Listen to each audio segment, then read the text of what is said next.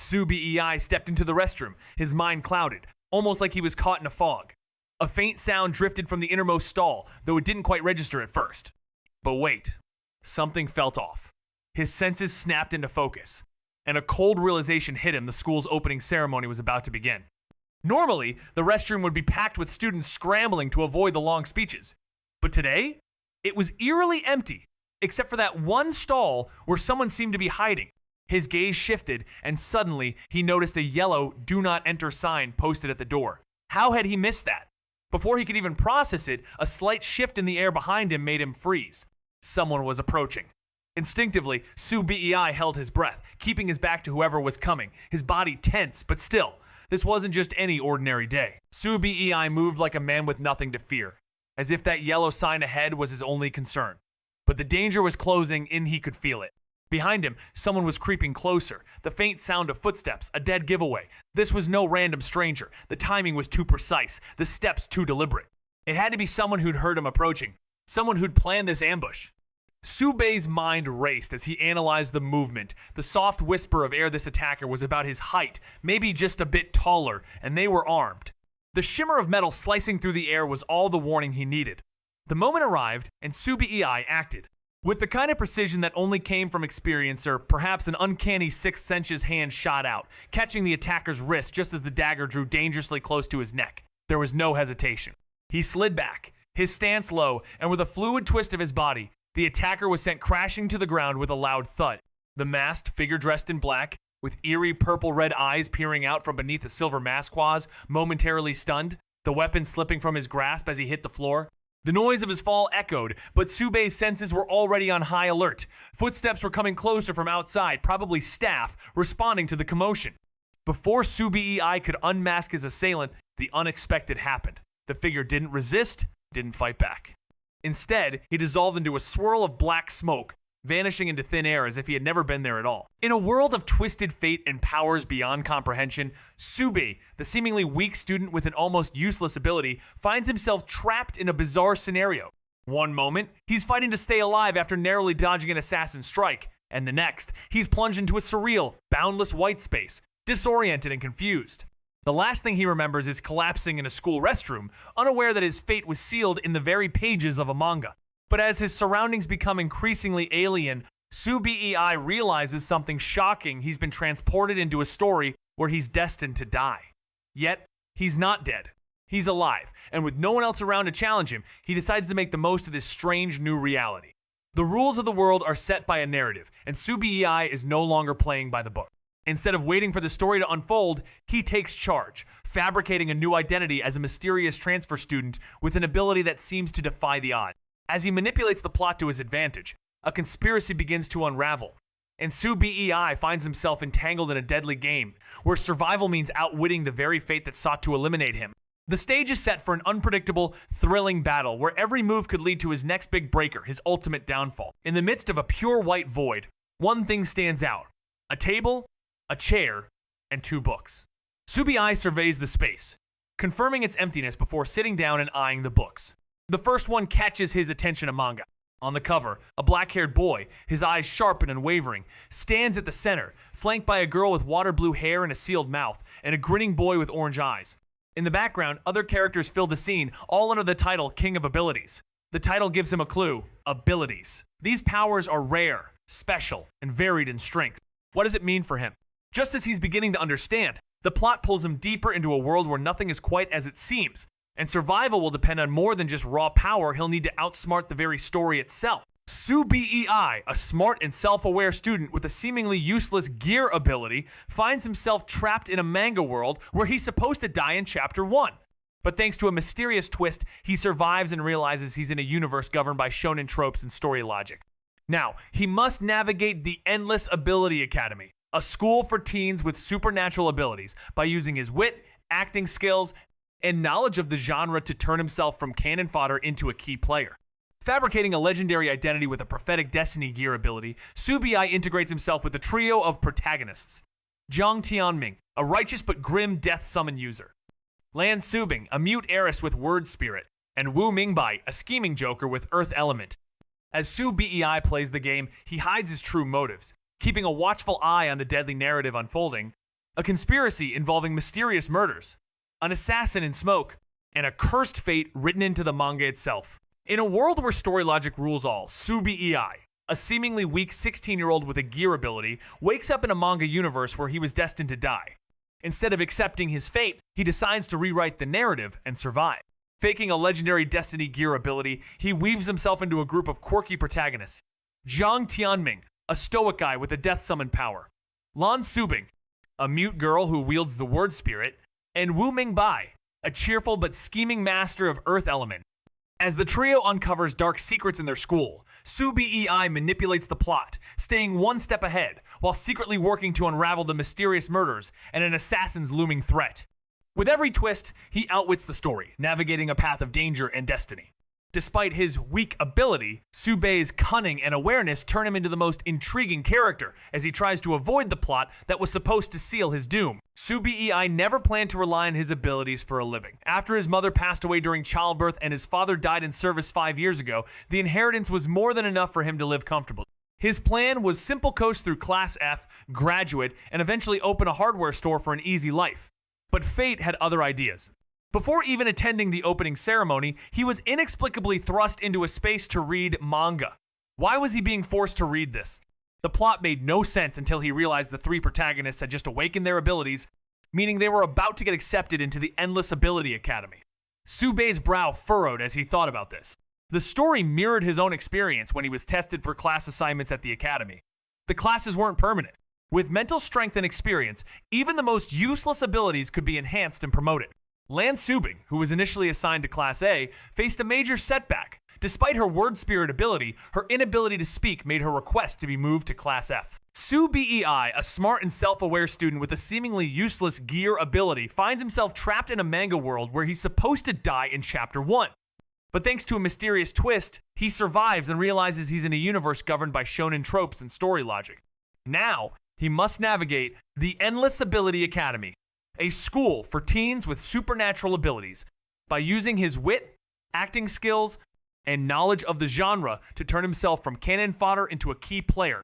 Fabricating a legendary identity with a prophetic destiny gear ability, Subi Ei integrates himself with the trio of protagonists: Jiang Tianming, a righteous but grim death summon user, Lan Subing, a mute heiress with word spirit, and Wu Mingbai, a scheming joker with earth element.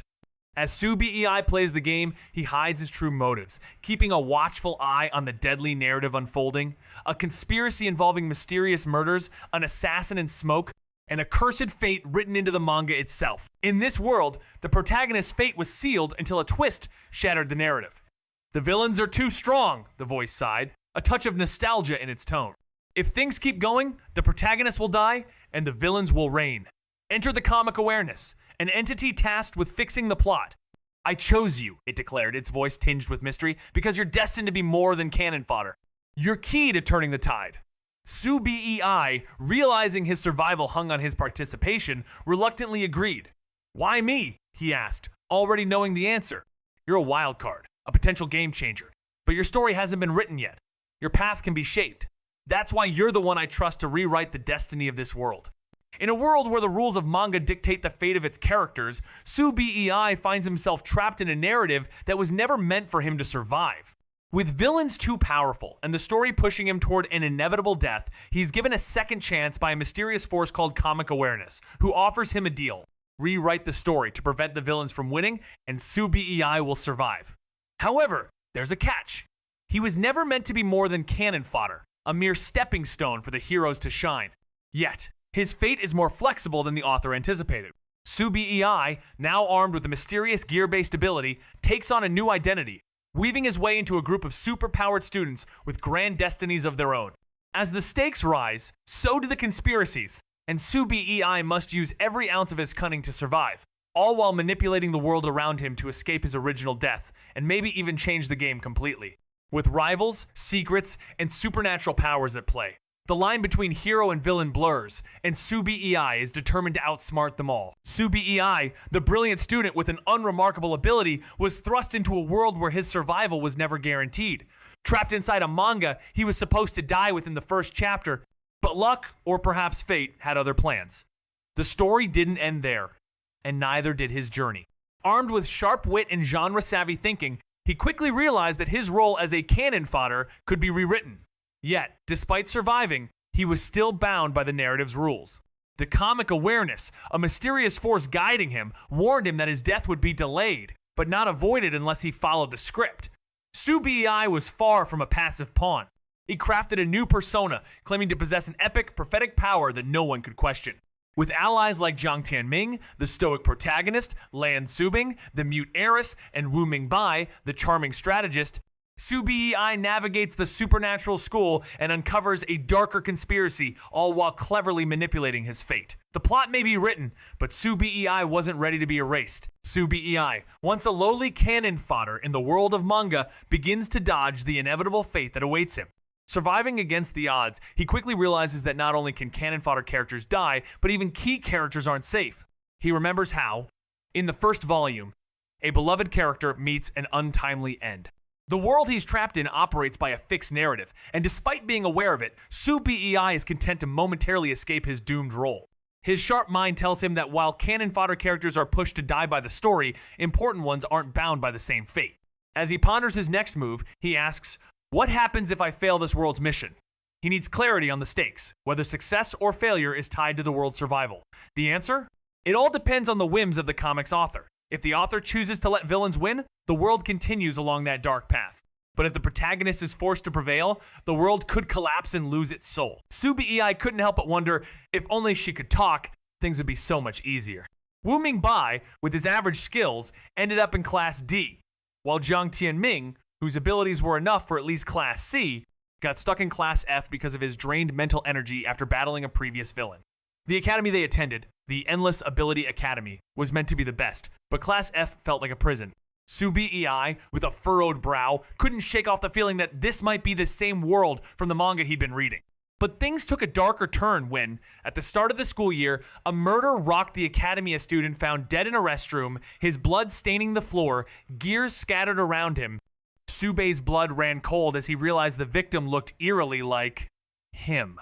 Turning the page, he found himself in a panic as he noticed the scene was describing his own death throat slashed by a masked man. But here's the twist, wasn't dead. Somehow, he had avoided this fate.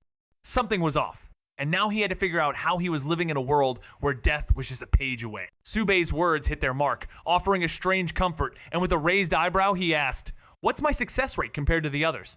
A sly smirk formed when he heard the answer. "You've got a 3, and the others aren't even near 0.1. It wasn't what the comic awareness had hoped for. It longed for reliable candidates, even if it could only choose once. But the truth was, none of the others were cut from the same cloth. Some might have been smarter, but they were far less handsome. And when it came to looks, Su-Bei was in a league of his own. His golden hair shimmered like a wheat field, surrounding a face that could stop time. The left side of his hair, braided, added a playful edge. His eyes, deep purple and hypnotic, seemed ready to swallow anyone who dared look too long. When he smiled, his phoenix eyes squinted, lips curling into a devilishly handsome grin. But when his brows furrowed, he wore a darker charm, one that was only amplified by his striking gray-blue Superpower Academy uniform. He was more than just an eye-catching student, was a mystery in motion, a force to be reckoned with. Su-Bei couldn't help but feel a flicker of hope as those words landed. His curiosity kicked in, and he casually asked, "So, how do I compare to the other candidates?" The answer came with surprising confidence. "You have a 3, while the rest barely hit 0.1. The comic awareness inside couldn't help but feel a little defeated. It had hoped for better candidates, but here they were. While others may be smarter than Su-Bei, none of them had the looks, and those with looks, well, none came close to his stunning features. With golden hair cascading like a golden wheat field around his strikingly handsome face and a playful braid on the left side of his hair, Su-Bei stood out. His eyes, a deep, mysterious purple, had a way of pulling you in like a whirlpool. His smile, when it appeared, was roguishly charming, and when his brow furrowed, a sinister allure followed. Dressed in the sleek gray-blue uniform of the Superpower Academy, he was a vision impossible to ignore. It looks like you've shared a document with a plot summary and character details for a manga-style story titled King of Abilities, Gears of Destiny. The protagonist, Su-Bei, is a student with a seemingly useless ability who finds himself trapped in a manga narrative where he's initially fated to die. However, he manipulates the situation using cunning and genre awareness, transforming himself into a key player in the story.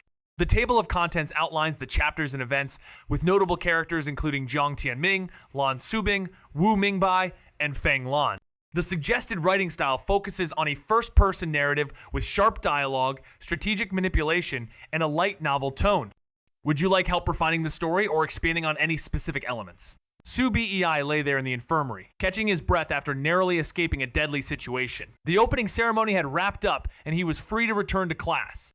But there was no time to waste. His mind was already racing through the tidal wave of information he'd just absorbed, crafting the perfect plan. This wasn't just about making a grand entrance. It was about leaving the right impression, setting the stage for everything that came after.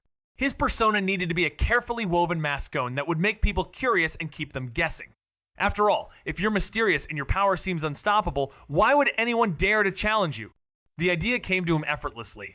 A mysterious figure with a powerful ability. It was foolproof mysterious enough to keep everyone on edge, yet strong enough to make him stand out. The trick?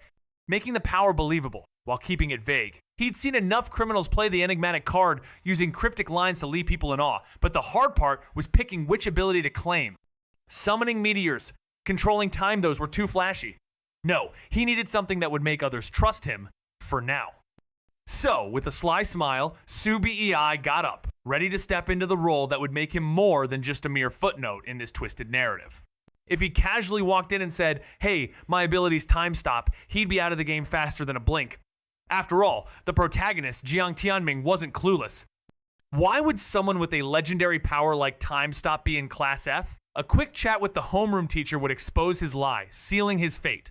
Su Bei knew his problem. As an ordinary civilian, he didn't know much about ability users or their limits. The abilities he thought were powerful might seem weak in the eyes of true experts, and revealing his cards too soon would cost him precious opportunities. So, he had to stay mysterious. But then, something clicked. His ability had to involve gears. He couldn't reveal the full truth right away, so gear would be the perfect front. But what ability could be mysterious, have growth potential, and connect to gears? And then it hit him, Destiny Gear. This ability, linked to fate itself, would work perfectly. With that idea locked in, he could now focus on making his character's debut an unforgettable first impression. Su Bei had always known that survival was never guaranteed in a manga world. His first brush with death left him shaken, but his real battle was only just beginning. Sure, he avoided his initial fate, but he was still just cannon fodder in the grand scheme of things. Everyone around him was a hero, or at least a main character. But what was he? The guy who might die in any random scene because the plot decided it? Not if he could help it. He had to outsmart the narrative. Becoming a sidekick to the protagonist wasn't enough. Look at all those righteous characters who'd helped the hero and still met their end. Instead, Su Bei took a different route. He became a villain. Villains might get defeated by the hero, but they weren't just killed off by the plot. As long as he controlled how villainous he was, stayed relevant, and left a window for redemption, he could stick around for a while. With that plan in mind, he ripped the IV needle from his arm, blood dripping as he jumped out of bed and sprinted for the restroom. The school nurse's voice came from outside, calling for him, but Su Bei had bigger plans. He needed to use his face, his charm, and everything he had to survive in this game of fate. With a swift move, Su Bei emerged from the restroom, water droplets still clinging to his face. His damp bangs were swept back, revealing a sharp brow, enhancing his fresh, handsome appearance. A drop of water slid down his nose and lingered at the tip before he casually wiped it away, flashing a relaxed smile. "What's up, teacher?" he asked. The nurse snapped back to reality, her thoughts briefly distracted by how the academy always seemed to have its fair share of good-looking guys. Yet something about the way his eyes glinted made her wary. "Nothing major, just noticed the IV was pulled out and was worried," she said, but her gaze locked onto his bleeding hand. Shocked, she snapped, "What's this about?" Su Bei gave an awkward smile, his eyes hiding whatever thoughts he was carefully crafting. "I was in a hurry to use the restroom, so," he trailed off. The nurse shot him an exasperated look, ushered him back onto the bed, and unceremoniously reinserted the needle. Su Bei lowered his eyes, his long lashes concealing his thoughts, while the nurse's reaction had already planted the seeds of a deeper mystery. The Endless Ability Academy, renowned for its safety and secrecy, was not as safe as it seemed. With powerful figures guarding it, Su Bei knew it was the perfect place for something far bigger to be hidden. Given his previous disappearance and the injury on his hand, it would be easy to assume he'd caused it himself. But the nurse's reactions both time-shinted at something more, like he'd faced some kind of danger. This gut reaction of hers definitely raised questions. Did she know something about a hidden threat at the school? Now that he thought about it, the school nurse's role was more intriguing than it seemed. Suddenly, Subei's eyes flickered up, a mischievous smile creeping onto his face as he casually asked, "How long have you been at this school?" The nurse, without even looking up, replied, "A bit over a year, less than 2. Subei leaned back, feigning disappointment. "That's not long. You probably don't know any of the Academy's secrets then." Her eyes narrowed, studying him. "What secrets do you want to know?" Subei grinned, throwing her a charming smile. "I want to know about our homeroom teacher's personality, any quirks or taboos, that sort of thing." The nurse's lips curled in amusement when she heard the request. "That's it? Who's your homeroom teacher? I may be new, but I know a thing or two about this place." "I think it's teacher Wang Jiangwo. He's teaching class 1F, right?" Subei responded, his tone uncertain. In reality, he knew perfectly well the name that should be listed for class F. The bulletin board had teacher Meng Huai on it, but Subei purposely misspoke to play into the nurse's expectations. Sure enough, she shook her head, a little exasperated. "You've got it wrong. Class F is with teacher Meng Huai. Don't mix it up next time." Subei leaned in, listening intently to the nurse's casual description of teacher Meng Huai's gentle nature, subtly tilting his body towards the edge of the bed and accidentally knocking his backpack off. In a blink, he deftly caught it midair and let it drop quietly to the floor.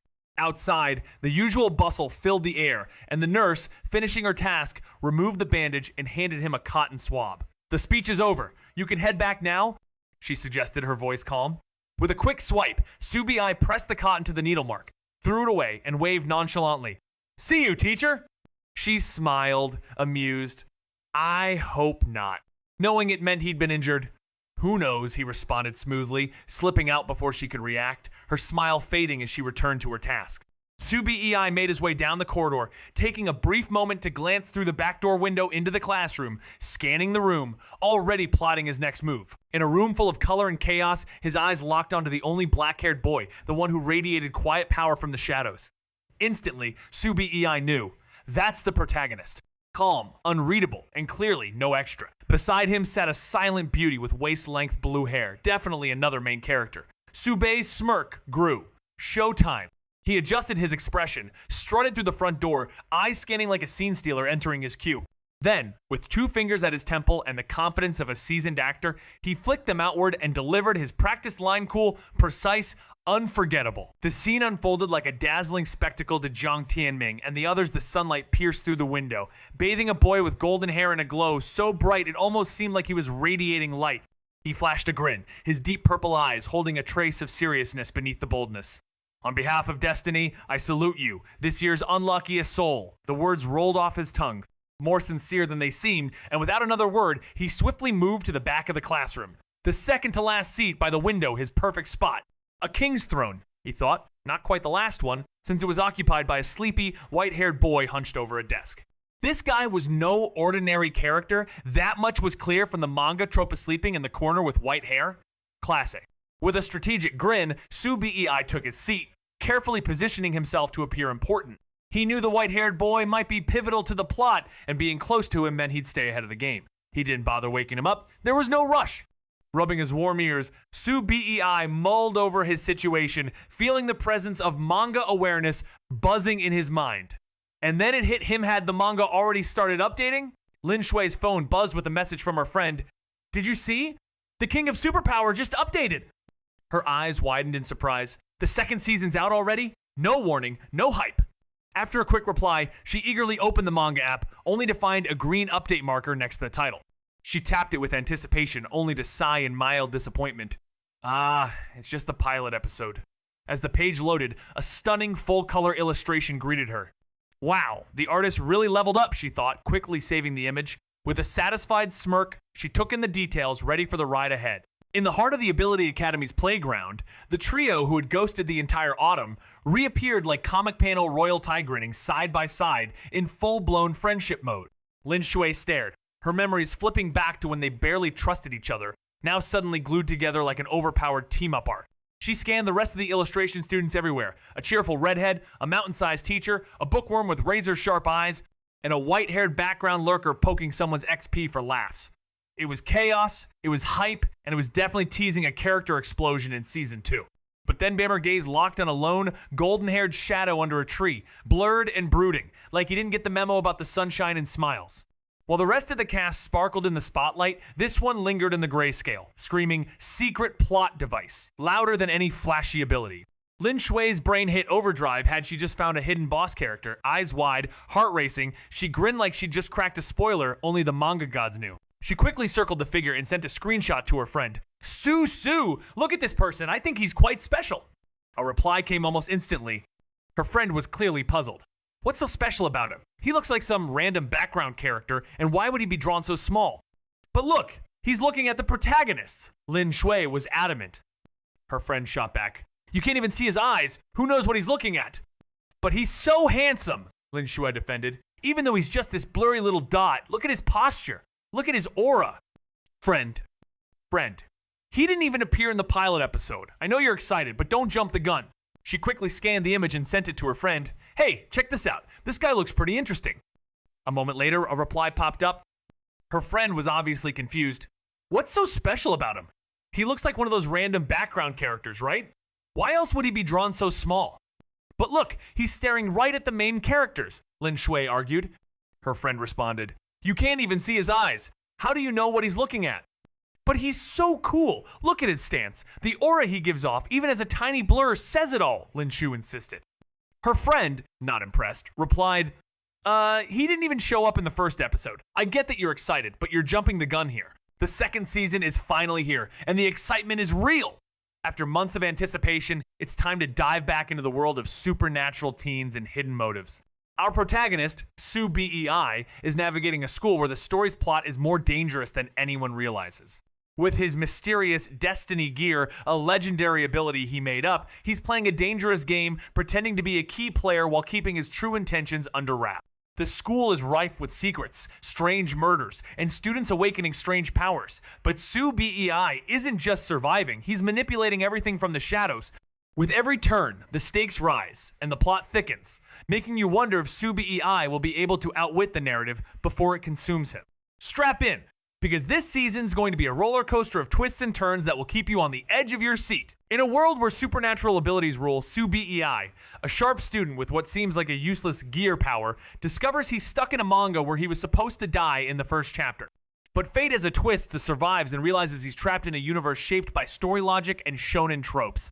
At Endless Ability Academy, he crafts a new identity as a mysterious transfer student, claiming to wield the legendary Destiny Gear, a power that lets him manipulate destiny. But as he interacts with the protagonists, Jiang Tianming, Lan Subing, and Wu Mingbai, he must balance his deception while unraveling a conspiracy within the school filled with deadly mysteries, an assassin in the shadows, and a cursed fate tied to the manga itself. Su Bei uses his wit and genre awareness to navigate this world, constantly staying one step ahead of those around him, as new characters and threats emerge, each more dangerous than the last. In this twisted, manga-inspired world, Su Bei isn't your typical student, is a master of survival in a universe where story logic dictates fate. Trapped in a narrative that originally doomed him to die in Chapter 1, he cleverly dodges death, only to realize that the plot is live and continuously evolving. Instead of playing the victim, Su Bei quickly crafts a mysterious persona around his seemingly useless gear ability, claiming to wield the powerful Destiny Gear. As he plays his cards, he integrates with the school's protagonist trio. Jiang Tianming, the brooding hero who controls Death Summon. Lan Subing, the mute, elegant heiress with the word spirit. And Wu Mingbai, the cheerful yet scheming jokester wielding Earth Element. But as more students unlock their abilities and a series of bizarre murders unfold, Su Bei must outwit every especially when a deadly assassin and a twisted conspiracy lurk in the background. With his sharp mind and keen sense of narrative awareness, Su Bei's outwitting the system, and the question remains, will he make it out alive or will the story catch up to him? Su Bei was stunned, caught off guard by the revelation. He had no ties to the ability world, and the magnitude of the Feng family's influence was a mystery to him. But even a clueless outsider could sense the power behind the prophecy ability. Having such an ability meant they were in the same arena, didn't it? That wasn't good. Similar powers diluted their uniqueness, and fans would be divided. If the other had a solid background, Su Bei knew he'd be at a disadvantage in attracting followers. His mind raced, plotting to get to the bottom of the other's ability. He needed to understand it fully to come up with a plan. Meanwhile, on the stage, Feng Lan remained oblivious to the crowd's focus, finishing his brief introduction before walking off. The audience was so captivated by him that Meng Huai, trying to snap them out of their daze, clapped loudly. As the room turned back to him, the homeroom teacher smirked, his tone dripping with disdain. You Class F rejects don't actually believe you can make a name for yourselves with your pathetic abilities, do you? Su Bei's idea earlier Now that was interesting. At this, Subei's brow twitched, but he said nothing. It was a tricky puzzle, hidden beneath a simple sentence. Lan Subing gave a slight nod. I'll investigate when I return. Though the academy demanded students to live on campus, they weren't restricted from contacting the outside world. With the land corporation's influence, checking someone's background was a breeze. That sounds good, agreed Jiang Tianming. His approach? Always pragmatic. After all, with his orphan past and Wu Mingbai at his side, he knew the value of relying on others. With that, Lan Subing fell quiet, already dreading the first day introduction to your personal nightmare as someone with social anxiety. Meanwhile, Jiang Tianming, deep in thought, mulled over Subei's cryptic words. On behalf of destiny, I salute you, this year's unluckiest soul. What did that mean? The message was clear. Su Bi had called himself the unluckiest student in the academy. But was that really the full story? It was a tricky thought process. A hidden message wrapped inside those words. Lan Subing nodded slightly. I'll look into him when I return. Even though students at the Endless Ability Academy were required to stay in dorms, they weren't cut off from the outside world. The Land Corporation had immense power, so checking someone's background was no challenge. Good idea, Jiang Tianming agreed. A pragmatist to the core, he'd learned to rely on his friends. His years spent as an orphan with Wu Mingbai had taught him the value of leveraging strengths instead of doing everything alone. Lan Subing didn't say anything more. She had decided that much. Now, she was dreading the mandatory self-introduction session at the start of the school year. It was always a nightmare for someone like her, socially anxious and still unsure how to navigate such moments. Meanwhile, Jiang Tianming closed his eyes, pondering Subei's cryptic words. On behalf of destiny, I salute you, this year's unluckiest soul. What could that possibly mean? It was clear enough. He was calling himself the most unfortunate student of the batch at the Endless Ability Academy. For someone to confidently claim destiny as their power, it had to be something extraordinary, right? It wasn't just a random guess. They must have had a knack for reading the fates of others, or at least something close. But, Class F? Could someone with such an ability really be stuck there? That's almost impossible. You see, the Endless Ability Academy doesn't just throw people into random classes. Low-tier abilities don't get to hang with the high-tier students, and high-tier powers aren't supposed to drag down the low ones. The system's all about balancing teaching resources and potential with strict rules against class hopping. So, how could someone like Subeihu seem to hold a fate-related power and up in Class F?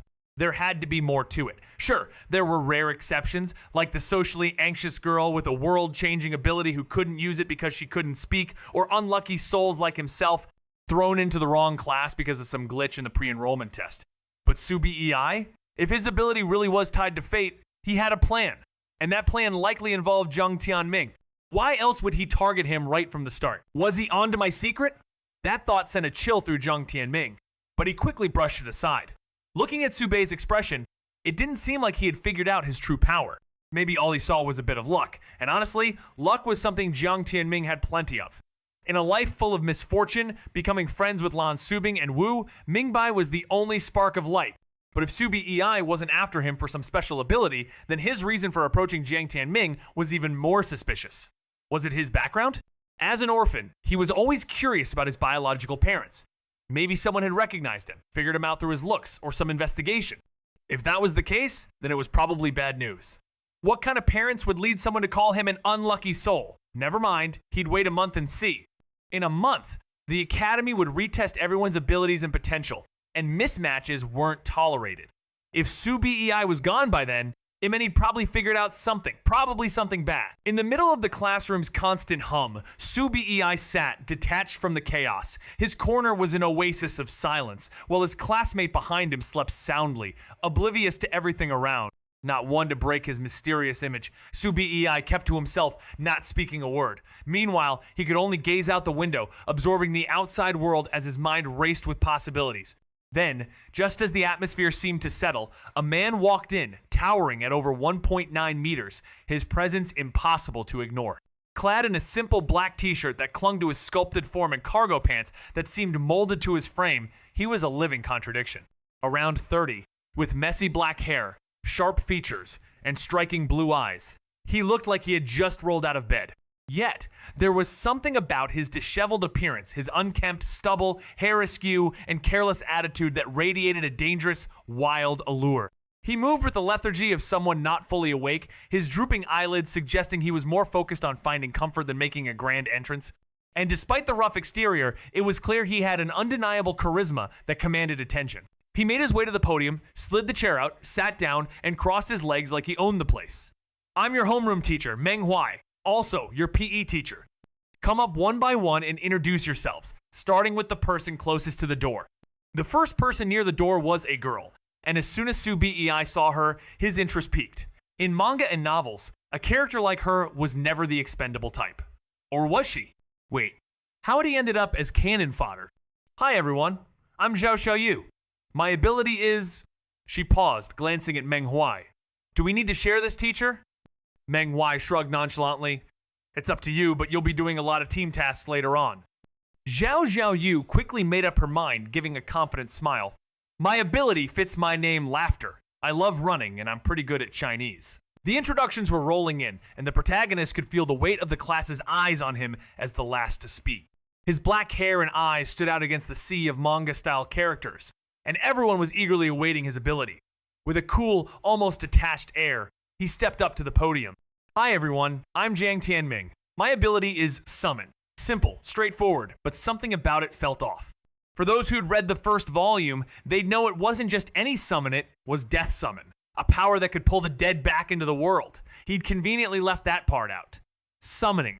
It sounded vague, a broad brushstroke of power, leaving everyone guessing. Just the way he liked it. It was the perfect setup. In a world where abilities define power, Su Bei, seemingly stuck with a useless gear ability, soon finds himself trapped in a manga-like reality.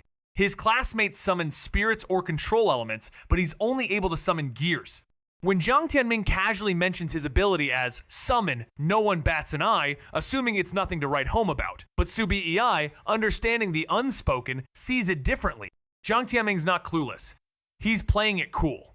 The reason he doesn't clarify his power? A mix of avoiding attention and the certainty that he won't be stuck in this class long. But Su Bei knows how these stories work. The protagonist in a bottom-tier class is too tempting for the author to resist. This means Jiang Tianming, along with Lan Subing, the mute, mysterious girl with a powerful word spirit, will likely stay in Class F. Even Wu Mingbai, despite his Class D status, could be swept into the narrative tide, ending up in the same class. And as class introductions continue, the plot thickens. Lan Subing, quiet and reserved, gets called out unexpectedly, drawing all eyes to her, making the gears in Su Bei's mind turn as he watches yet another piece of the puzzle fall into place. Under the watchful eyes of Meng Huai, she scurried to the front like a startled bird, her scarf forgotten on the floor. Despite her nervousness, Meng Huai's gaze softened. "Go ahead, introduce yourself," he instructed. The class watched, intrigued not just by her stunning appearance-long silky hair, striking water blue eyes, and flawless skin, but by her presence. Her hands shook as she reached for the chalk, fumbling slightly before she wrote her name in elegant, practiced characters. The script, smooth and refined, would have looked right at home on a $1 million contract. But her task wasn't finished yet.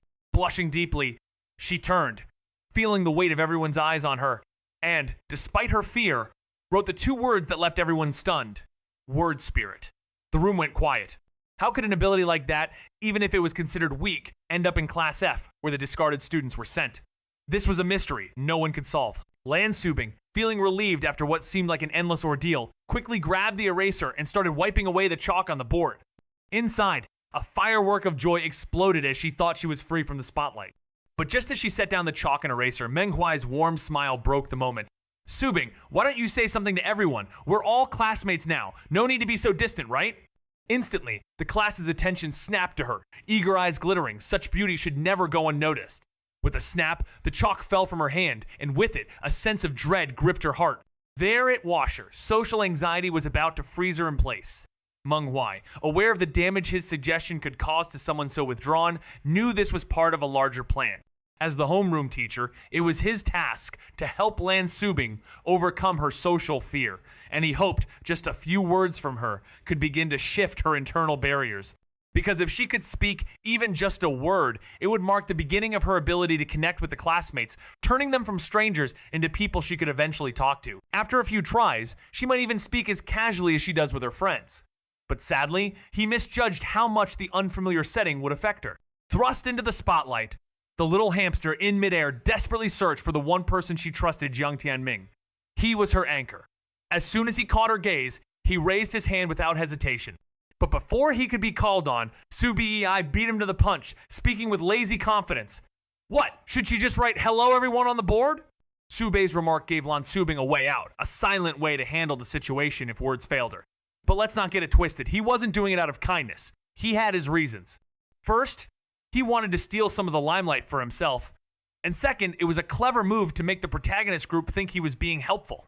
This would soften any bad vibes from his earlier comments and protect him from their suspicion later.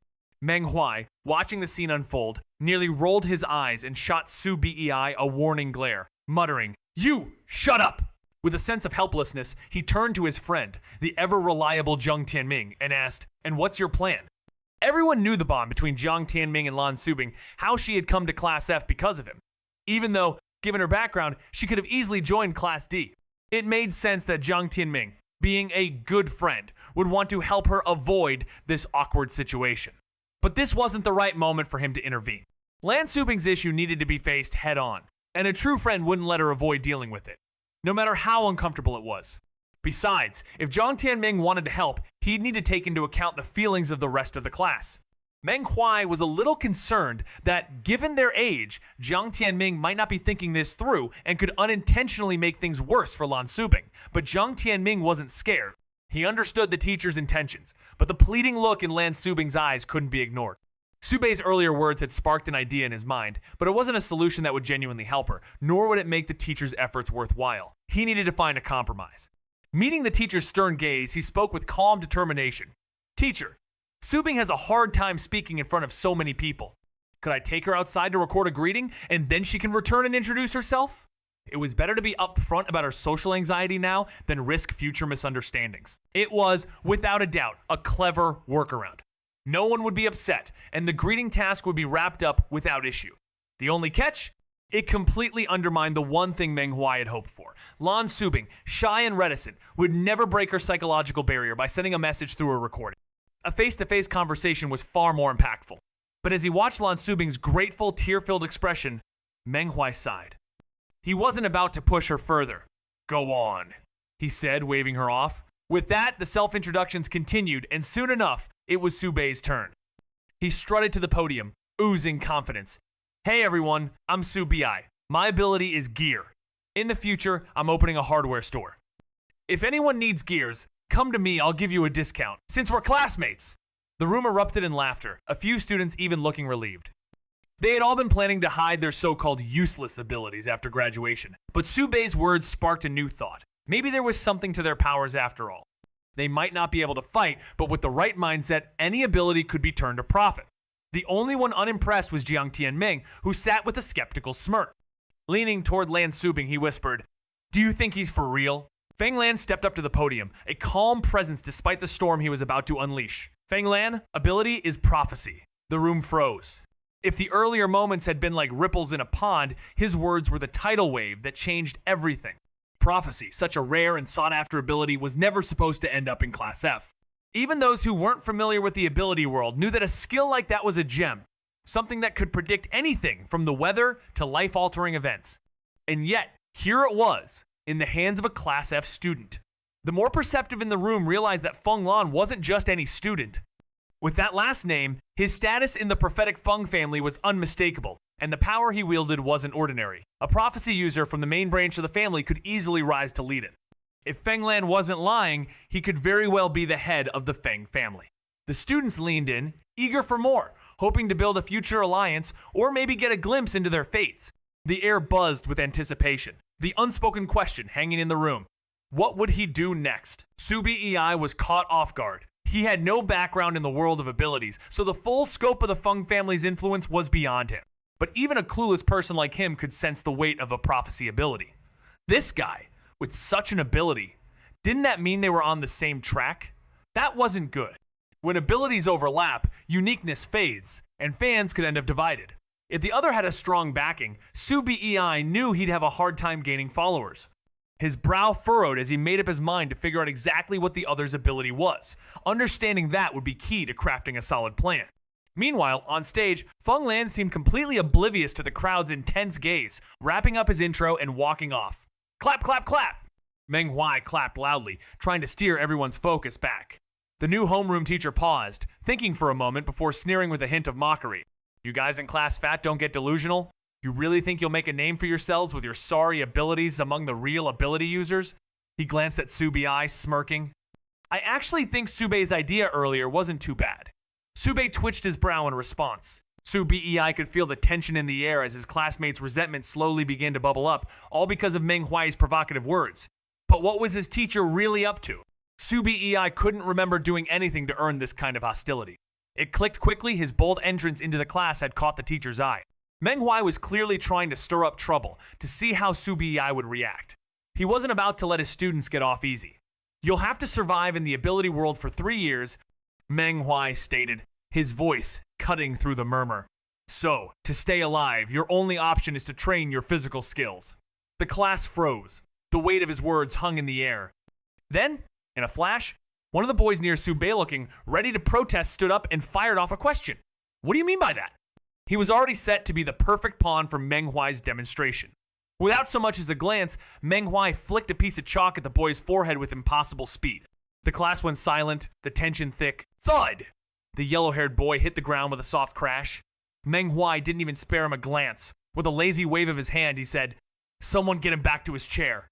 We wouldn't want him catching a cold lying around, and then the principal will make trouble for me. The boys who had been chatting with the yellow-haired kid exchanged nervous glances but stayed put. It was Subi, who had been silent until now, who casually stood up. In one swift motion, he grabbed the boy by the collar, hoisted him effortlessly, and plopped him onto his chair, giving him a light push. The boy slumped over the desk, looking as though he just drifted off to sleep. Who says unconsciousness isn't sleep? Thanks to years of grueling training, Subei's physical strength was far beyond the norm.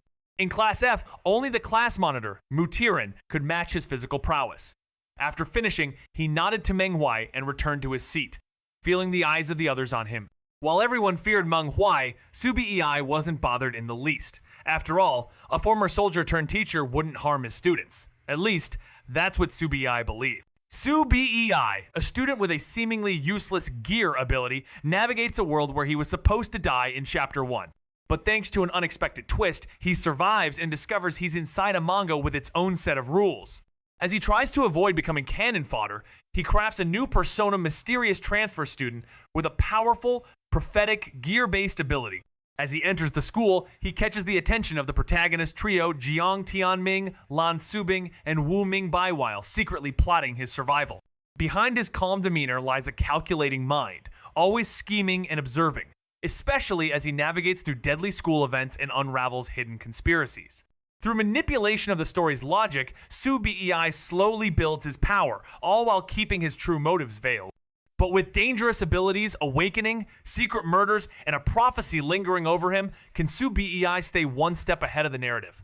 And what if his gear isn't as ordinary as it seems? The moment those words left his mouth, a sinister smile tugged at his lips.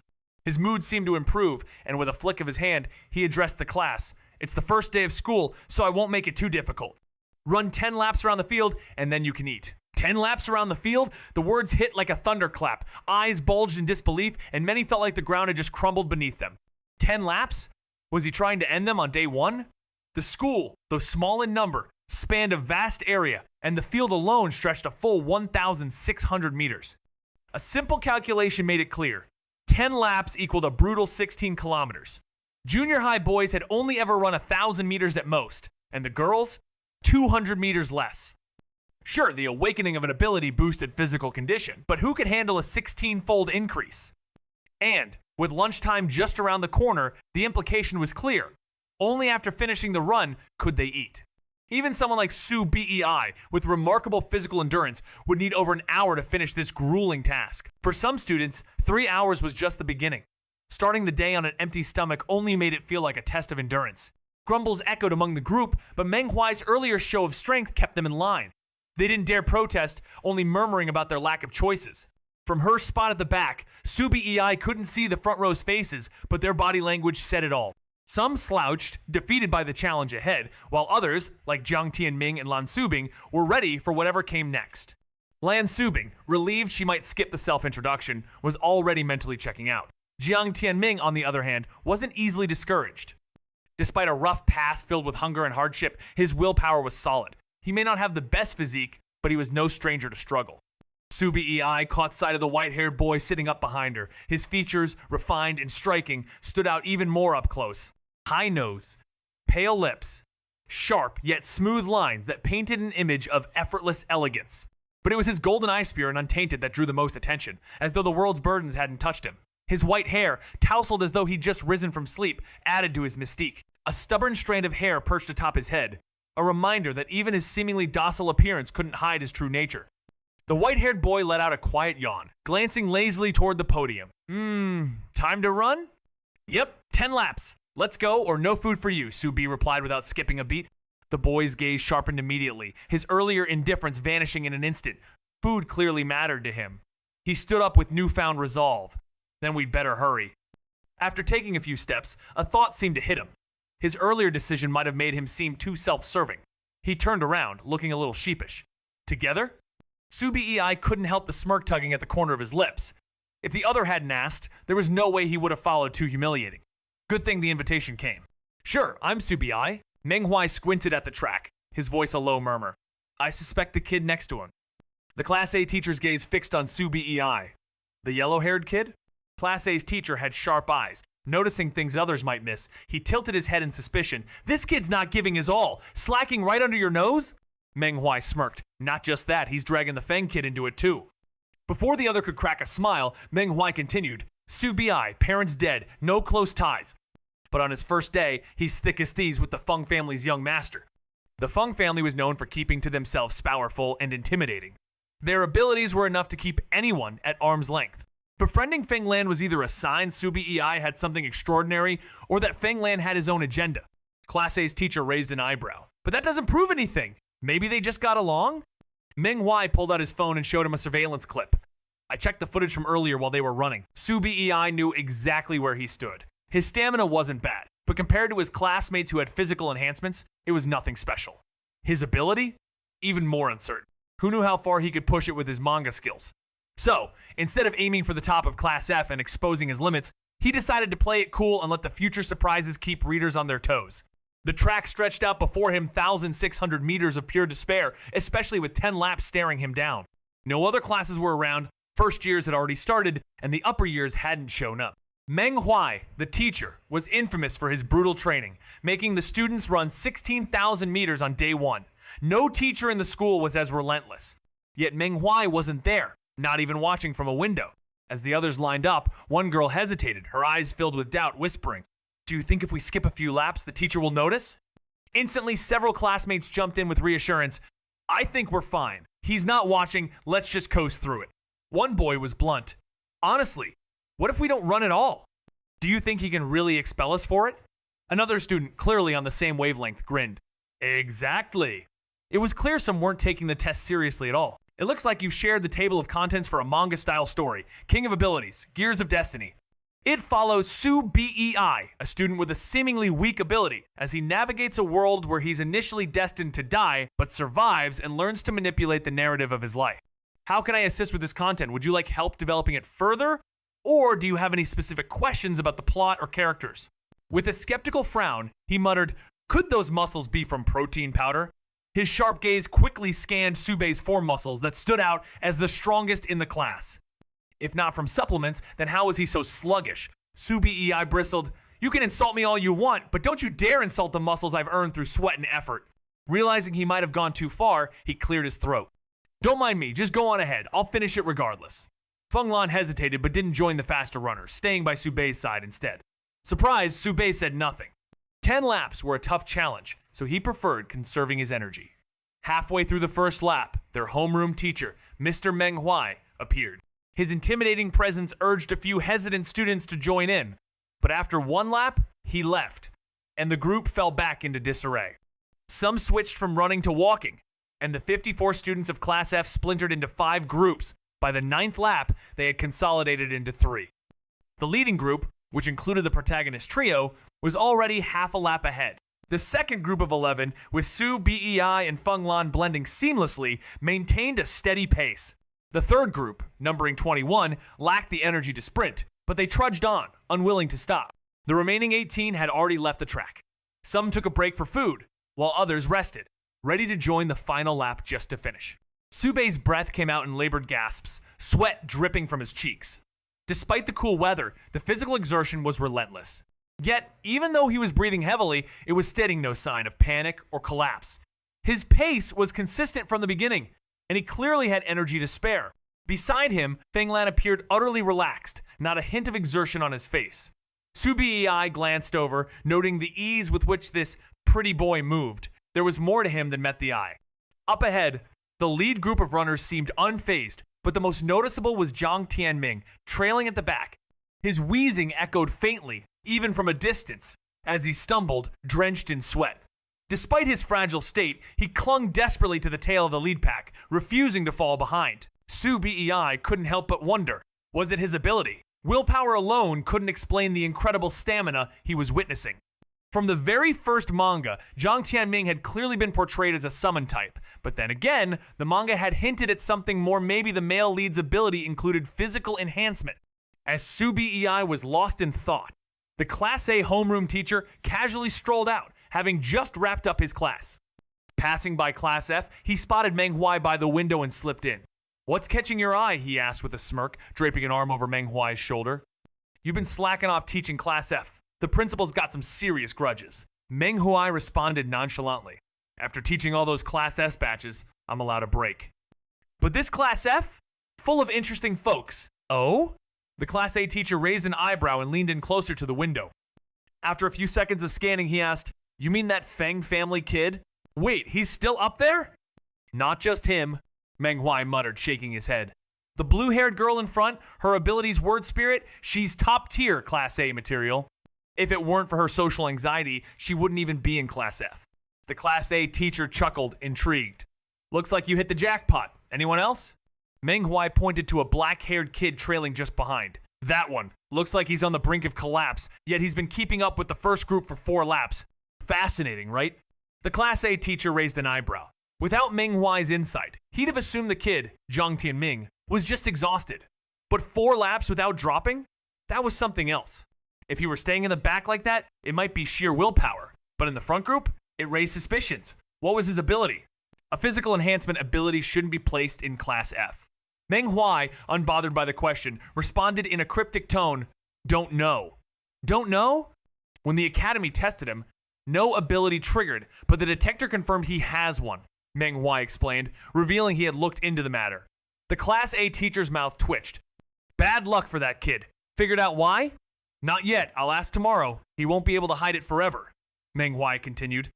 The Feng kid insists on staying in Class F for some reason. With his family situation, it's hard not to think, a prophecy ability, huh? The Class A teacher, well-versed in the Feng family, said knowingly. All academy staff were familiar with this unique, gifted clan. He scanned the students, murmuring, "So, they're sending the next family head here. I wonder who it's for." Meng Huai glanced at the track, his voice low but sharp. "I've got my eyes on the kid next to him." Class A's teacher raised an eyebrow, his gaze landing on the yellow-haired kid. "You mean that one?" His eyes narrowed, the sharpness of a teacher who knew when something was off. "He's not giving his all. Slacking off under your nose?" Meng Huai let out a short, mocking snort. "It's worse than that. He's dragging the Feng kid into his laziness." Before anyone could laugh, he continued, "Subi. No parents, no close friends, yet somehow, on day 1, he's already chummy with the Feng kid. That's suspicious." The Feng family was notoriously hard to approach, their members exuding in natural command. So how did Su Bei, of all people, manage to break through? It seemed either Su Bei was hiding something, or Feng Lan had a reason for getting close. "But that's not enough to prove your theory," the teacher said, trying to remain neutral. Meng Huai didn't answer with words. Instead, he pulled out his phone, showing a surveillance clip. "I checked the footage from earlier. Let's see if you still think it's just a coincidence." "Ugh, this is pointless." "So, his registered ability is a fraud?" Meng Huai guessed, the pieces starting to click into place. "Seems that way," came the teacher's resigned reply. "But it's a pathetic fake. That gear is barely even worth being the cannon fodder on a manga's first page. Not like he's putting much effort in," Meng Huai pointed out, eyeing the lazy posture of the student. "Saying all that on day 1, he isn't even trying to hide it." The Class A teacher sighed. "True. So, what's the plan?" "Let's just watch," Meng Huai shrugged. The grueling 10 laps ended, and Jiang Tianming collapsed at the finish line, out cold. Lan Subing tried to help, but her stamina had already reached its limit. Despite her formidable word spirit ability, she hadn't been training. And then, just as everyone was about to give up, an orange-haired boy bounced in with an energy that could power the whole school. Seriously, that's pointless. Wait, you mean his ability is a fake? Meng Huai's guess was spot on, most likely. But if that's the case, it's a pretty half-baked fake ability, grumbled the Class A teacher. It's like something straight out of a manga's cannon fodder, seen it pathetically weak. Meng Huai gave a lazy gesture, nodding toward the slacker. He's not even trying to hide it. Right from the start, he's all laid back, no effort. True, the teacher agreed. So, what's your move? Meng Huai shrugged, relaxed. Let's just see how it plays out. After a grueling 10 laps, Jiang Tianming collapsed, barely staying conscious. Lan Subing wanted to help, but exhaustion had her pinned. Despite her formidable ability, running 10 laps at full speed had drained her. Just then, an orange-haired boy bounced over, all energy and excitement. With a playful grin, he slung Jiang Tianming over his shoulder like a sack, effortlessly carrying him off. Su Bei couldn't help but chuckle, recognizing the familiar figure Wu Mingbai, the final piece of the protagonist trio. Despite his cheery exterior, this guy was far from a pushover. The whole story kicked off with him. But once he truly warmed up to Jiang Tianming and Lan Subing, he showed his fierce loyalty. It made sense he wouldn't be part of the trio if he wasn't. Wu Mingbai's personality was a complex puzzle. Beneath the bonds he shared with the other two, he often wore a playful mask to deceive others. Kind of like a sesame-stuffed dumpling sweet on the outside, but filled with surprises. Speaking of, in the promo art, a red-haired boy looked particularly excited. Su Bei wasn't sure of his role yet, but those in the artwork had to be important. As Su Bei wandered around, the silence was almost too much to bear, until he locked eyes with Feng Lan. They exchanged a glance before Su Bei took another lap. As expected, Feng Lan stopped him. Let's go eat? Su Bei nodded and stood still, waiting for Feng Lan to lead the way. But the striking white-haired boy didn't budge. His expression still as unreadable as ever. Su Bei, with a grin, couldn't help but notice Feng Lan's hesitation. Can you go first? I don't know where the cafeteria is, he says, but was it confusion or just a lack of direction? It didn't matter. Su Bei wasn't about to ask. He simply took the lead. It was the first day, sure, but they'd already gotten the school's student handbook, packed with details about the point system. You get a point every day for attending classes. Then, extra points for grades or tasks. What could those points do? Well, allot private lessons, primo library seats, better meals. The cafeteria had two types. A free one with average meals, and a point-required one with gourmet dishes. Su Bei, sticking to the basics on day one, was headed for the free section. But then Feng Lan stopped. Let's eat at the point cafeteria. Su Bei raised an eyebrow. You treating? After all, a free meal was tempting. But he could spare a few points for something better. Su Bei gave Feng Lan a puzzled look. You don't know where the cafeteria is? He asked, his voice laced with curiosity. It wasn't clear if Feng Lan really had no idea or if he was just directionally challenged. Su Bei didn't push the matter, though. He led the way, knowing full well the school had already given them the student handbook a week ago. It explained everything: the point system that rewarded good grades and tasks with points, which could be spent on private lessons, better library seats, and even a better meal in the cafeteria. There were two options: the free cafeteria, which served simple set meals, or the point cafeteria, where delicious food awaited, but it required points. Su Bei had no points on the first day, so he had planned on taking Feng Lan to the free cafeteria. But Feng Lan stopped at the fork in the path, suggesting they go to the point cafeteria. Su Bei raised an eyebrow, not asking about Feng Lan's points. Instead, he shot a quick question. You're treating? A free meal was always nice, and Su Bei was willing to spare a few points. Why not? In a world where only abilities can deal real damage, taking down the nightmare beasts falls squarely on the shoulders of ability users. But even the strongest can't handle the overwhelming swarms alone. The balance is fragile, upheld only by the elite few who stand at the top. If they fall, everything could collapse. Maybe that's why manga consciousness says the hero-villain power balance is skewed. Shaking off the fog of his thoughts, Su Bei refocuses, paying attention as Feng Lan issues instructions. 5 points for 5 days, that sounds like a fair deal. And with Feng Lan treating, Su Bei feels no guilt indulging a little, especially if he can repay it. 5 points? Perfect. Feng Lan seems unfazed, likely seeing 10 points as nothing. Sure enough, Su Bei checks his student card and sees 1,000 points pure awe. Is this the power of someone in the back rows? Truly something else. After a brief deduction, Feng Lan looks at him, pausing as if debating whether to explain further. Su Bei didn't want to hear any of it right now. With a carefree grin, he threw an arm over Feng Lan's shoulder, flashing a cheeky wink and teasing, "Sugar daddy, need a pretty boy?" Feng Lan's expression remained neutral, but his tone turned serious. "I don't need one. Want me to recommend some who do?" Despite his disdain for keeping pretty boys, he knew such people existed in high society. Su Bei shot him a dry look. "No thanks," he replied, sensing Feng Lan's sincerity. After the banter, they dug into the food. The ingredients were new to Su Bei, and non-ability users could explode from eating them, but the taste was excellent. The ability rice was soft, fragrant, and delicious. Even plain. The nightmare pheasant was tender, elastic, and more flavorful than regular chicken. The vegetables? Mesu Bei was a proud carnivore.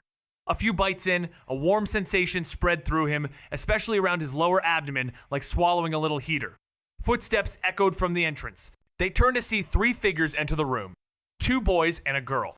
Leading the group was a silver-haired boy with a ponytail, his androgynous beauty impossible to ignore. If it weren't for his towering stature, Su Bei might have mistaken him for a girl.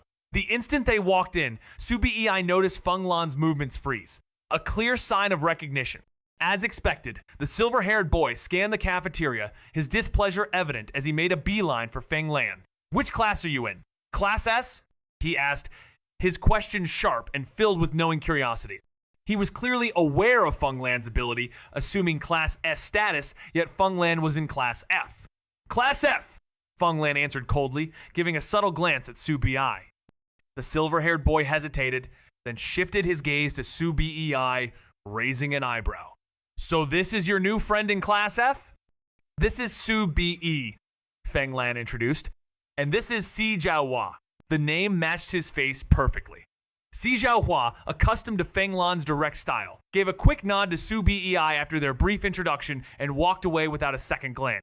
It was clear he wasn't interested in Su Bei. The chubby boy trailing him headed for the food, while the girl with the flawless nails and colored contacts whispered, "Why bother with 2 Class F students?" Her voice was quiet, but in the almost empty cafeteria, even the slightest sound would echo let alone gossip. The cafeteria grew quieter as the girl turned a deep shade of red, avoiding eye contact with Su Bei and Feng Lan, standing there, frozen in embarrassment. While her words weren't malicious, just curious, they were still gossip. If no one had heard, that would have been fine. But to be caught in the act? Utterly humiliating. Si Jiaohua broke the silence, apologizing. "Sorry, Baozu's not the brightest, but she means no harm."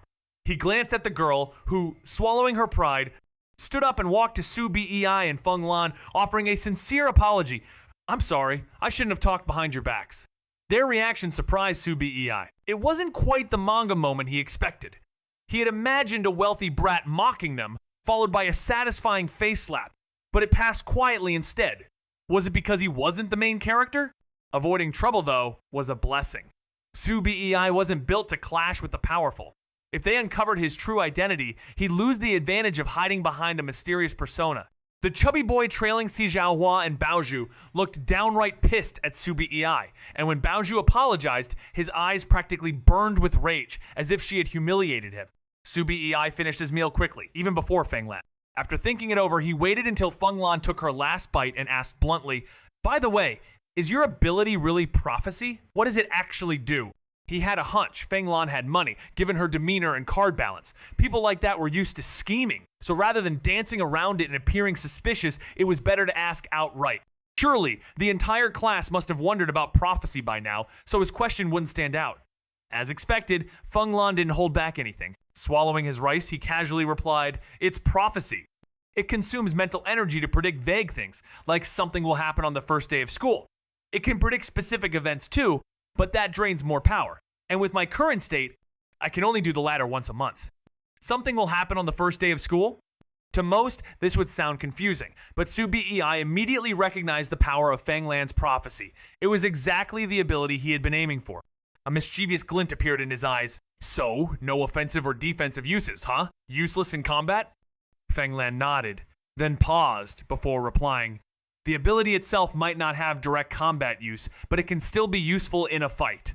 He returned to his meal, and Su Bei didn't press further. Their bond wasn't strong enough for full disclosure, and Feng Lan had already revealed more than enough. With this new information, Su Bei began rethinking his strategy. If Feng Lan's ability lacked offensive power, he could tweak his own ability plans accordingly. A fate with offensive power? How could he adjust it? After finishing their meal, they made their way back to the boys' dorm. Endless Ability Academy had its perks. On the first day, all students, even those in Class F, got private rooms with ensuite bathrooms. After parting ways with Feng Lan, Su Bei entered his dorm and began to unpack his morning chaos. While organizing his things, he asked, "Manga consciousness, are you there? Send me the previous manga. I need to study the plot." The first arc would help him understand the personalities of the protagonist trio, and the second arc had a lot to analyze. "Sure, it's on your phone, along with the forum. It looks like study material to everyone else," the voice replied. Su Bei felt a wave of relief. Losing his phone wouldn't be a problem now. He appreciated how considerate the manga consciousness was.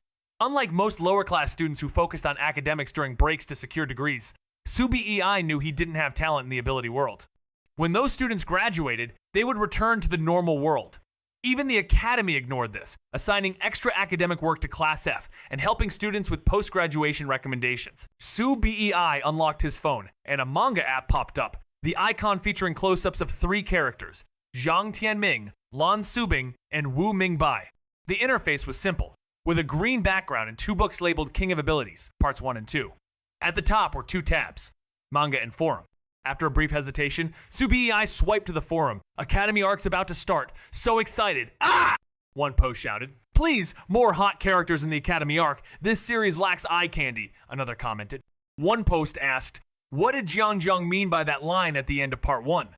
Hot posts were highlighted with yellow tags, and one discussing manga foreshadowing caught Subei's eye. It was about Jiang Tianming's cryptic final line, something Su Bei had wondered about himself, but he resisted clicking it. After all, Part 2 hadn't updated yet, and if fans started guessing the story's twists, the manga would become predictable. Finding no useful spoilers, he returned to the manga tab and opened Part 2. Part 1 was longer and had more hidden details, but Part 2 felt more immediate. Sitting down on his bed, Su Bei prepared to dive into the story. He couldn't help but ask himself, "The original Part 2 started with my death. It looks like you've shared a file containing a plot summary and character profiles for a manga-style story titled King of Abilities, Gears of Destiny." The narrative follows Su Bei, a clever student with a seemingly weak ability who finds himself trapped in a world where he's supposed to die in Chapter 1. The story explores his efforts to manipulate the plot, create a false identity, and outwit a system based on supernatural abilities and shonen tropes. Do you need help with anything specific related to this content, such as expanding the plot, developing characters further, or suggestions for visuals? He wasn't about to blame himself for the death of the substitute. It wasn't his fault was a victim too. The real culprit? The assassin. The plot. The manga. Why should I, a victim, feel guilty or be motivated by any of it? He scoffed, looking up with a smirk.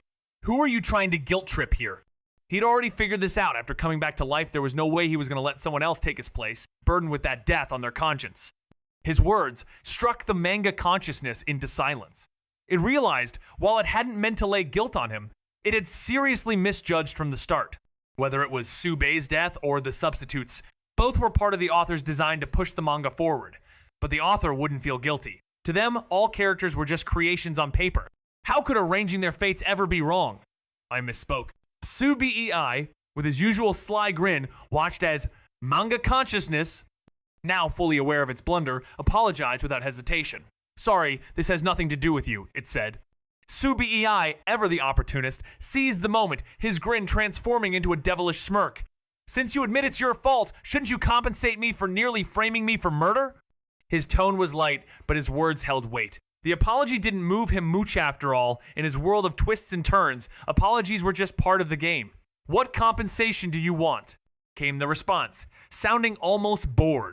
Su Bei raised a finger, pointing to the last page of the manga's second chapter, where his own lifeless body sprawled in a bathroom, gears scattered across the floor. "Let me simulate my death as it was," he declared coolly.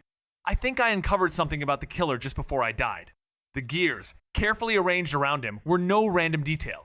Su Bei knew this was no accident. The only explanation was that he had left them as a clue, a key to the mystery. Those gears weren't just parts of a mechanism. They were a message, something vital the protagonist could use to unmask the killer. And Su Bei? He needed that clue now more than ever. The killer had shown no mercy before, and though Su Bei hadn't seen their face, he knew one thing for certain: their ruthless nature wouldn't stop at just one attempt. Su Bei had always known that survival was never guaranteed in a manga world. His first brush with death left him shaken, but his real battle was only just beginning. Sure, he avoided his initial fate, but he was still just cannon fodder in the grand scheme of things. Everyone around him was a hero, or at least a main character. But what was he? The guy who might die in any random scene because the plot decided it? Not if he could help it. He had to outsmart the narrative. Becoming a sidekick to the protagonist wasn't enough. Look at all those righteous characters who'd helped the hero and still met their end. Instead, Subi took a different route. He became a villain. Villains might get defeated by the hero, but they weren't just killed off by the plot. As long as he controlled how villainous he was, stayed relevant, and left a window for redemption, he could stick around for a while. With that plan in mind, he ripped the IV needle from his arm, blood dripping as he jumped out of bed and sprinted for the restroom. The school nurse's voice came from outside, calling for him, but Subi had bigger plans. He needed to use his face, his charm, and everything he had to survive in this game of fate. Subi, caught in the pages of his own manga, quickly realizes that survival in this narrative is no accident. Armed with nothing but his wits and a mysterious ability, he's faced with the ultimate challenge, outsmarting a plot that wants him dead. But he's no stranger to manipulation. Using a clever psychological trick, Subi presses manga consciousness into revealing a glimpse of the future snapshot of his own bloody demise. As the photo appears on his phone, showing him sprawled out in a school bathroom, the shocking sight of his own death doesn't faze him. Instead, he carefully studies every detail, the wheels in his mind already turning as he prepares to rewrite his destiny, step by step, in a world where every move is a calculated gamble. In the midst of chaos, gears of every kind are scattered around the body, looking like random, instinctive bursts of danger. But Subi knows better. It's not instinct, it's a deliberate act by someone else. As his sharp eyes zoom in on the gears, he notices a curious detail. Some have faint dark gold patterns. For most, these would go unnoticed, but not for Subi. His gear ability lets him shape gears in all kinds of ways. But for him, creating patterns requires serious focus, something only skilled users can achieve. And yet, these 3 pattern gears are clearly deliberate, placed strategically near his shoulders and one under his left hand in a defensive posture. What do they mean? Could they be a sign pointing to something larger, something like a triangle? Could these gears be more than just gears? Maybe, just maybe, they're a clue that will unravel the mystery of the killer's identity, hidden right in plain sight. Subi was staring at the photo, every detail sinking in. Something felt off. The image wasn't making sense, but there it was. Why was he blocking with his left hand? He was right-handed. When facing danger, he'd have instinctively used his dominant hand to protect himself, unless the attack came from the left? That didn't fit either. No, it wasn't adding up. His mind flashed back to that moment under the weight of the narrative. His foggy thoughts had led him straight to the last bathroom stall. The photo showed that the killer had hidden there, waiting to strike as Subi entered. But wait, if it was a frontal attack, he'd block with his right hand, wouldn't he? That was the key. Something wasn't right. Subi's mind locked onto the clenched fist, a theory forming, could there be another gear hiding in that hand? Testing this was straightforward. He drained himself with push-ups until he could barely move, then unleashed his ability to create as many gears as possible. 4 gears, exhausted and hovering around him, marked his limit. A grin spread across his face as he stared at the ceiling, whispering, "There really is one in the hand." With this revelation, the puzzle solving kicked into high gear. The clues seemed to lie in the gear's placement. But what did it mean? Could it be the hands or shoulders? No. The killer had been shrouded in a cloak. No visible abnormalities to see. No, it wasn't. Body parts that had to be a shape, a pattern. Connecting the 4 gears formed a rough diamond. Could the killer have a diamond-shaped mark on their exposed skin? The mystery thickened. Subi muttered under his breath, his mind racing with theories. It made sense, the most likely explanation. During the fight, he had been too focused on survival to notice the details. The markings on the manga organization were typical. He could investigate groups with symbols, not necessarily diamonds. The gears could form different shapes. Diamond was just the easiest, after all. Leaping up, he grabbed a pen and paper, sketching a rough outline of a body from the manga, marking the 4 positions of the gears. His list of possible shapes grew. Diamond, lightning, arrow, fork, Z-shape. Subi quickly analyzed the killer's clues. The tattoo was a key warning, a prophetic hint for the protagonist, but not for him directly. The killer's eerie red eyes and smoke-shifting power were his most unique traits. The real question was how to convey these features through his gear ability. After some thinking in his dorm room, Subi had a plan. He checked the time, stretched, and stepped out. The next move was clear. It was 4:30 p.m., and he wasn't headed to the cafeteria for food, but for a pivotal moment in the story.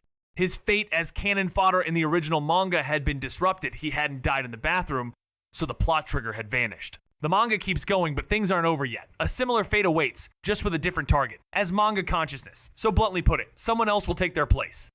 That left me thinking, first off, the Gray Mist Killer? Still out there, maybe even in the school lurking? Second, the next death? It's going to happen today somewhere familiar, like the cafeteria or bathhouse. The plot needs to move, and if I don't see it, the pacing's going to drag. I'm not about to let that happen.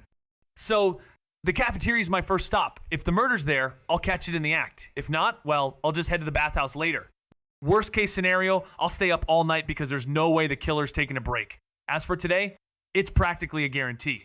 I've mapped out every camera in the cafeteria, all the way to the dorm. Moving through the school, I'm careful dodge the cameras. Blend in. Thanks to my abilities, the school's hardly got any surveillance anyway. It's just another day in my weird, twisted survival game. Subi wasn't concerned about hidden cameras. He only had to avoid the obvious ones. Slipping through the unmonitored shadows of the building, he made a quick beeline for the cafeteria. About 10 meters away, a wisp of gray smoke escaped from a side window. That smoke was too familiar. His eyes gleamed as realization hit. He'd found it the second murder scene.